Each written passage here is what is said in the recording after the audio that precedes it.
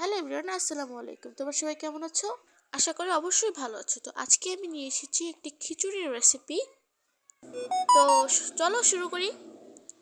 তো প্রথমে আমরা চিকেনটাকে ভেজে নিয়েছি হালকা লবণ এবং হলুদ দিয়ে।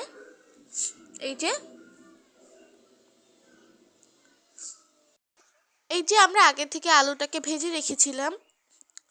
এখন আমরা একটা কড়াইতে তেল দিয়ে তার মধ্যে পেঁয়াজ দিয়ে নিয়েছি।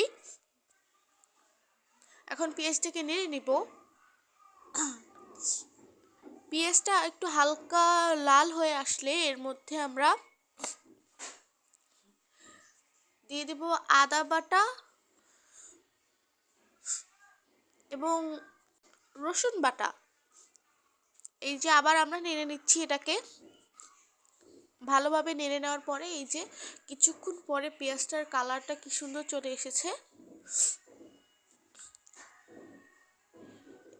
এখানে একটু পানি দিয়ে লবণ দিয়ে এটাকে কষিয়ে নিব, পর্যাপ্ত পরিমাণে লবণ স্বাদ অনুযায়ী।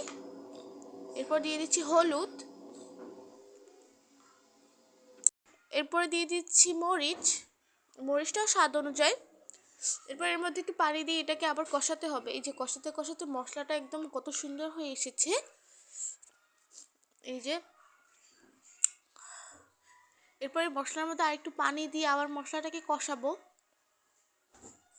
এরপরে দিয়ে দেবো আগে থেকে ভেজে রাখা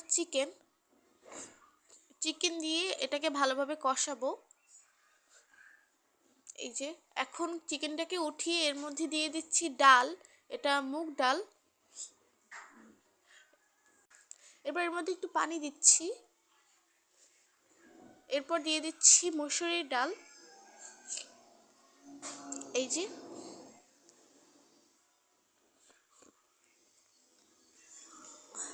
এবার এটাকে ভালোভাবে নেড়ে এটাকে একটু ভেজে নিতে হবে। এই যে এরপরে আমরা এর মধ্যে দিয়েছি চাল, পোলাওর চাল। তারপরে এই চালটা দিয়ে ডালের সাথে একসাথে মিক্স করতে হবে ভালোভাবে। চাল এবং ডাল দুইটাই একসাথে ভেজে নিতে হবে কিছুক্ষণ। এই যে আমরা ভেজে নিচ্ছি। এরপর আগে থেকে ওই যে রান্না করা চিকেনটা ওটাকে দিয়ে দিতে হবে চালের মধ্যে।